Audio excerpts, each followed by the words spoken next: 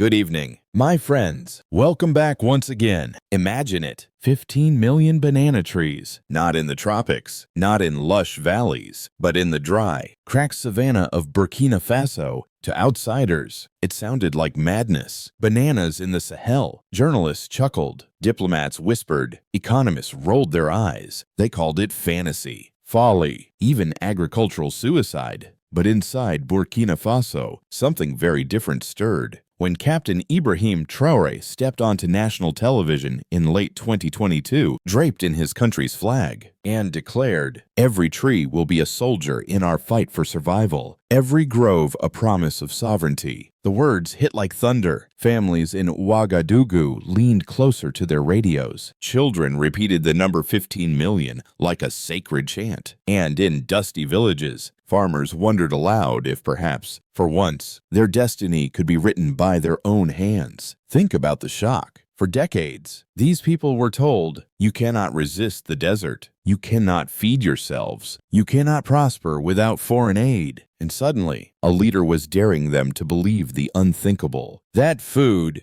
dignity, and sovereignty could sprout from the very soil that had betrayed them for generations. The outside world laughed, but the Burkinabè people did not. They marched into fields, dug trenches, sang songs, and planted seedlings as if each were a flag of defiance. And from that moment on, the world was forced to ask a question that still shakes every assumption. Can millions of banana trees, planted where the desert rules, really rescue an entire nation from hunger, poverty, and humiliation? Stay with me, because what you're about to hear is a story of mockery turned to miracle, of despair turned to dignity, and of a young leader who dared to gamble against the desert itself. And before we go further, let me gently remind you, subscribe now, so you will not miss the next chapter of Africa's fight for sovereignty and survival. In the final days of 2022, when Burkina Faso was still reeling from instability, hunger, and the shadow of jihadist violence, the nation paused for a moment that would echo far beyond its borders. Cameras focused on a young officer turned head of state, Captain Ibrahim Traoré, standing tall behind a podium draped in the red, green, and gold of his nation's flag. His voice, steady and unflinching, carried across the airwaves. "We will plant 15 million banana trees across the savannah. Every seedling will be a soldier in our fight for survival. Every tree a promise of sovereignty." Those words dropped like a thunderclap.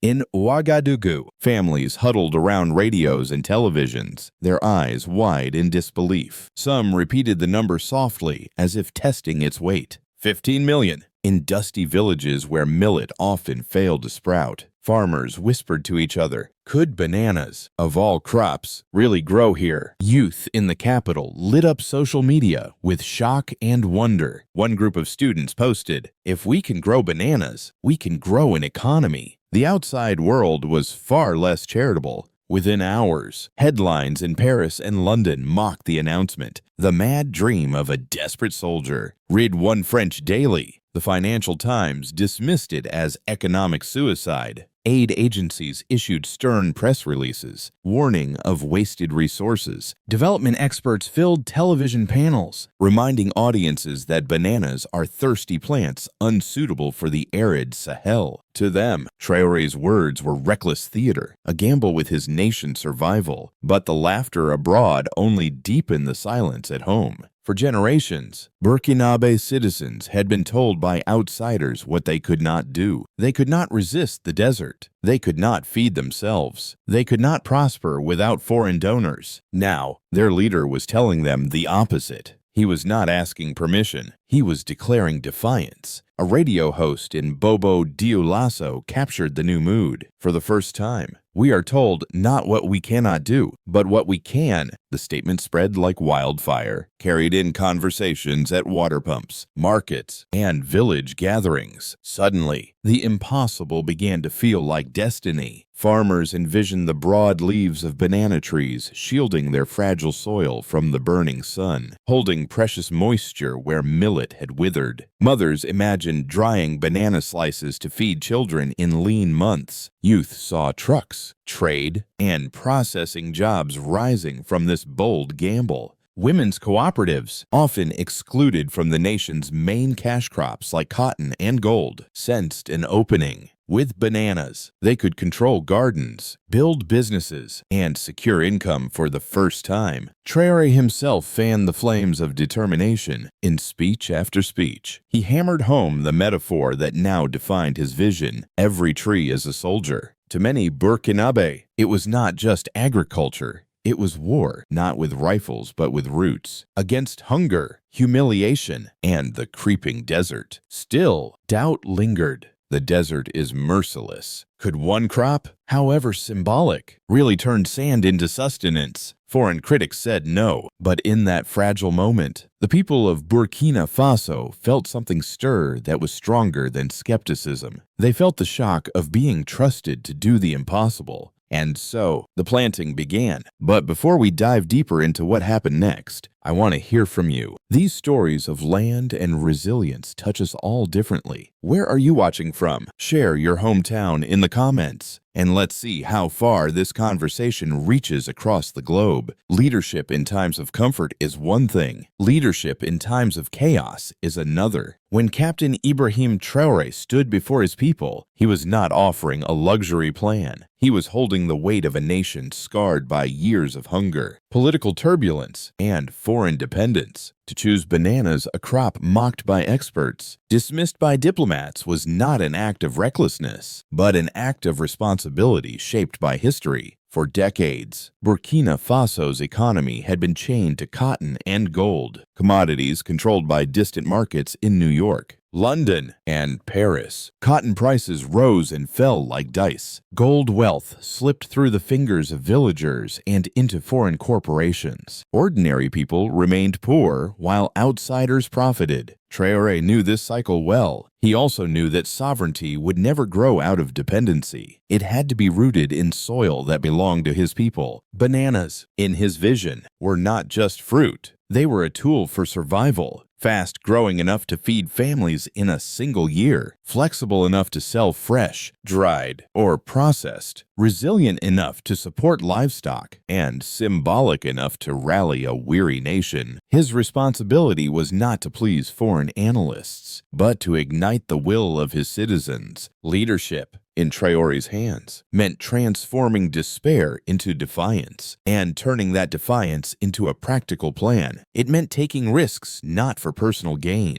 but for national dignity. And by choosing the banana, he declared that no empire, no expert, no desert could dictate the future of his people. And now, I invite you, if you believe true sovereignty demands bold and sometimes shocking choices, type the word leadership in the comments. Let the world see that you honor vision when it serves the people. The first wave of achievements came not in numbers, but in spirit. Across Burkina Faso, planting days resembled festivals more than farm work. Children carried seedlings in their arms like treasures. Teachers explained that watering a tree was as patriotic as learning the alphabet. Soldiers, once seen only with rifles, were now unloading trucks of saplings, digging trenches, and carrying buckets of water. The Banana Army was not just a slogan, it was visible in every corner of the nation. Women's cooperatives quickly seized the opportunity. For decades, they had been left at the margins of Burkina Faso's economic story, barred from the profits of cotton and gold. Now, with bananas, they stood at the center. Training programs taught them to cultivate, preserve, and market the fruit. They began sketching new business models: dried banana chips for regional markets, banana flour for bakeries, even baby food for local clinics. Suddenly, women were not only planting, but leading. The achievements reached beyond economics. In villages that had known only dust, the sight of green leaves was transformative. Parents began speaking of hope in front of their children. Farmers, once resigned to failure, now looked at rows of seedlings and saw possibility. Even before the first harvest, the act of planting had become a form of dignity. The early victories were measured in confidence. Schools had sapling nurseries. Communities sang while planting. Women organized cooperatives. Soldiers served as farmers. It was as if a new social contract was being written, one rooted in unity and defiance. And now, my friends, if you believe that hope is itself an achievement, if you believe that the first fruits of dignity matter as much as the harvest, type the word hope in the comments, because hope, like a seedling, grows stronger when it is shared. Then came the desert's reply. At first, the photographs were devastating. Rows of banana seedlings lay shriveled in the dust, their leaves curled and brown under a merciless sun. In some villages, entire fields withered within weeks. Termites gnawed through tender stems. Goats and cattle wandered into unfenced plots, snapping plants in half. Where there had once been green, there was silence and despair. Foreign headlines pounced. Parisian newspapers mocked the dead fields with cruel captions. Analysts in Washington and Brussels nodded smugly, calling the project predictable collapse. On television panels, development experts shook their heads and declared the experiment over. To them, Burkina Faso had proven what they already believed, that the desert could not be resisted, that sovereignty was a dangerous illusion. Inside the country, despair spread quickly. Families who had carried water at dawn now stood before fields of death. Mothers whispered, "Did we waste our strength?" Fathers muttered, "Perhaps the foreigners were right." Children who had been told the banana tree was a tree of freedom looked at the brittle stems and asked, why did they die? For a moment, it seemed hope itself had withered. And then, Captain Ibrahim Traoré arrived. Cameras captured him bending down, pulling a dead seedling from the ground, its trunk dry and lifeless. He held it high before the crowd. His voice rang out, "This one is gone, but another will stand." Sovereignty does not sprout in one season. It grows with persistence. Those words were thunder in a silence of grief. Broadcast across radios, whispered in markets, shared in schools. They transformed the meaning of failure. What had seemed defeat became defiance. Each dead tree was no longer a sign of collapse. It was an enemy struck down in battle. This was not about one harvest. This was a war, and the Burkinabè people would not surrender after the first strike. And now, if you believe resilience is not the absence of failure, but the courage to rise after it, I invite you to type the word resilience in the comments. Let the world know that even in dust, determination can bloom. The war against the desert was never going to be simple. Every day brought new trials that tested the resolve of the banana army. The Sahel's climate fought back with fury, weeks of drought followed by sudden torrents that drowned fragile roots. Dry winds howled across the savannah, snapping trunks before they matured. At night, termites swarmed in silence, reducing seedlings to dust. It was a battlefield where the enemy was invisible, relentless, and merciless. But the struggle was not only with nature. Resources were painfully scarce. Buckets of water had to be carried by hand for miles. Wells ran dry before entire groves could be saved. Some villages shared one shovel, passing it from farmer to farmer like a sacred tool. Without irrigation, without fencing, without fertilizer, every seedling planted was an act of faith. And over these hardships loomed the constant voice of international skepticism. Critics in foreign capitals insisted that Burkina Faso was wasting precious water, risking famine, and gambling with false hope. Every failure in the field became a headline abroad. Every shriveled stem was called proof of national folly. Yet, it was in the crucible of these trials that resilience deepened. For every tree lost, 2 more were planted. Farmers adapted ancient techniques, digging pits to catch rainwater, spreading mulch to protect roots, and guarding fields day and night. Mothers walked long before dawn to water seedlings with whatever they could carry. Children learned that survival was not given, but fought for with their own hands. The hardships were crushing, but they also became a kind of prayer, a daily ritual of sacrifice and persistence. For many, each seedling that survived was not only a crop, but a testimony of faith, proof that even in the harshest desert, life could be defended. So today, I invite you to honor that spirit. If you believe Africa's struggle is more than survival, that it is a sacred journey of dignity and destiny,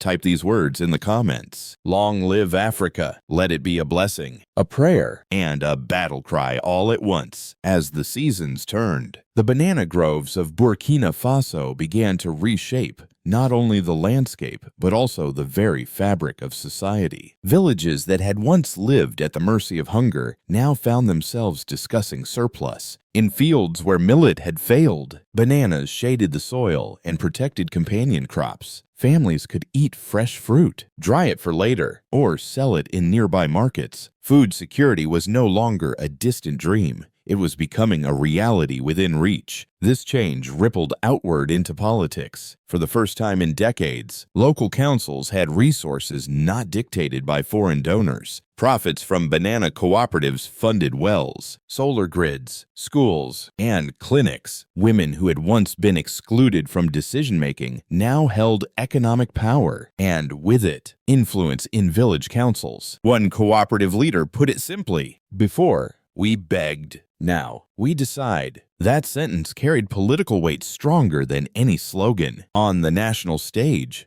Captain Ibrahim Traoré's gamble began to alter his image. Once mocked as a reckless soldier, he was now regarded by many citizens as a visionary. His speeches about sovereignty no longer sounded like rhetoric. They were echoed in the tangible reality of markets filled with local produce and communities less dependent on aid shipments. Internationally, the project also forced a recalibration. Neighbors in Mali, Niger, and Ghana began sending delegations to study what had once been ridiculed. Across Africa, journalists started calling it the Banana Revolution, and though skeptics in Europe and Washington still questioned the sustainability, they could no longer deny the political momentum it had unleashed. The consequence was clear. Burkina Faso was rewriting the rules of dependency, asserting that dignity could be cultivated, harvested, and defended. The seeds planted in soil were also planted in the nation's political life. And now, I invite you, if you believe unity is the true harvest of resilience, type the word unity in the comments below. And while you are here, make sure to subscribe so you will not miss the next chapter of Africa's unfolding story. The desert has not disappeared, and it never will. Droughts still come,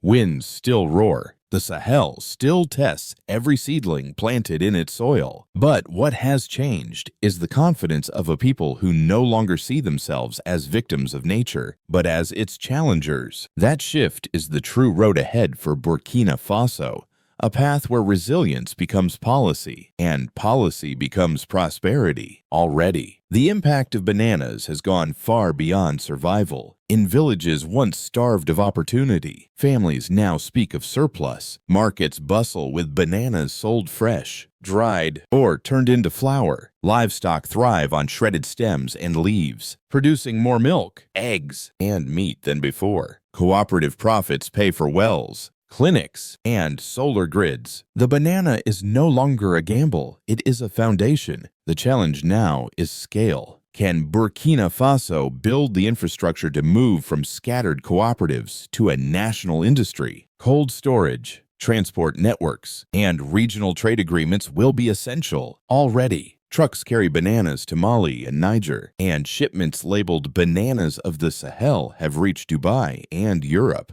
Each export is not just a sale, it is a declaration that Burkina Faso belongs in global markets on its own terms. Education, too, is part of the future. Schools that once relied on foreign donations now integrate agriculture into their curriculum. Children learn not just to read and write, but to plant, nurture, and trade. A new generation is growing up with the belief that sovereignty is not abstract, it is edible, visible, and local. Women stand at the heart of this road forward. Cooperatives have given them not just income, but influence. They decide how profits are used. They build businesses. They plan for their children's education. The social future of Burkina Faso will be defined not by dependency, but by the empowerment of women who have tasted independence. And on the continental stage, a larger horizon opens. Mali, Niger, and Ghana are watching. Delegations arrive to study techniques once dismissed as foolish. Across Africa, journalists write of the banana revolution, and leaders whisper about replicating it in their own lands. What began as ridicule has become a model. If the Sahel can host bananas, then Africa can host its own destiny. Still, challenges remain. Climate change is unforgiving. Markets can be ruthless. The desert waits patiently. Yet, Burkina Faso has learned a vital lesson. Sovereignty is not declared, it is built, watered, and harvested, season by season. The road ahead is not free of obstacles, but it is clear, from survival to surplus, from dependence to dignity, from mockery to triumph. Burkina Faso is proving that a nation can bend even the harshest landscape toward its will. And now, I invite you to hold this vision with me. If you believe that triumph can rise from dust, if you believe that victory is not only for armies, but for farmers, mothers, and children, then let us end with a blessing. May this story remind us that every act of resilience is a step toward sovereignty. May Africa flourish, and may dignity take root across the continent. Victory to Burkina Faso, success to Africa, glory to those who plant when others doubt. Amen. At first, the world watched with folded arms. International commentators in Paris, London, and Washington repeated the same refrain. Bananas do not belong in the Sahel. American analysts warned of wasted water, fragile markets, and misplaced nationalism. The laughter abroad was loud, and the hope at home seemed fragile. But as seasons passed, and as photographs shifted from shriveled seedlings to broad green leaves stretching across the savannah, the tone began to change. Suddenly, what had been dismissed as fantasy was being studied as a case of innovation under fire. U.S. universities began sending researchers to analyze the use of drought-resistant varieties in solar-powered irrigation. Agricultural NGOs discussed pilot programs that could apply similar techniques to food deserts in America's own inner cities. For Washington, the lesson was sobering. If bananas could grow in the Sahel, then excuses about food insecurity in wealthier nations carried less weight. What was once mocked as a reckless gamble now stood as a blueprint for resilience. For Europe,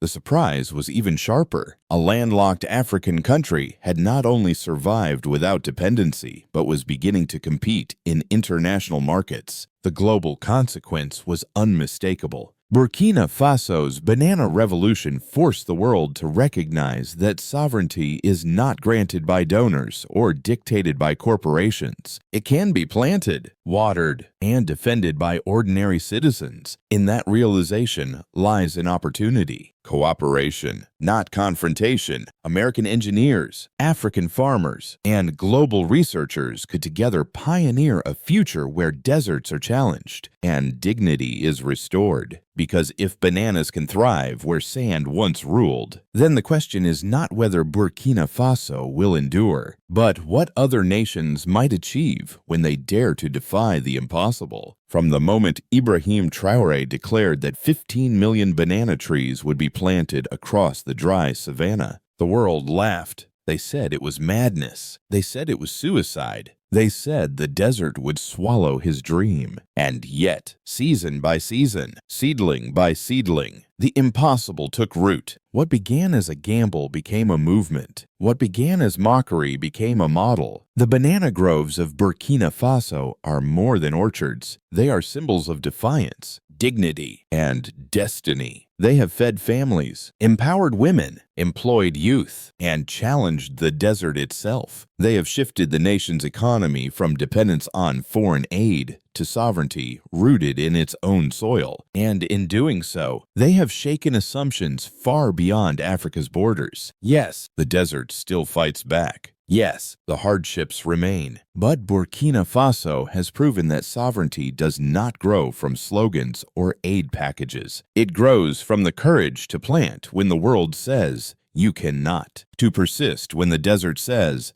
you should surrender, and to harvest dignity when all others expect despair. And so, my friends, as we close this story tonight, I leave you with a blessing. If you believe that triumph can rise from dust, that success can spring from the most unlikely ground, then carry this word with you. Victory. Victory for farmers. Victory for mothers. Victory for a nation that dared to dream. And may that victory extend to all of Africa, now and forever. Amen. Subscribe now and join me in our next journey as we uncover how this single act of defiance in Burkina Faso is inspiring a continental mode.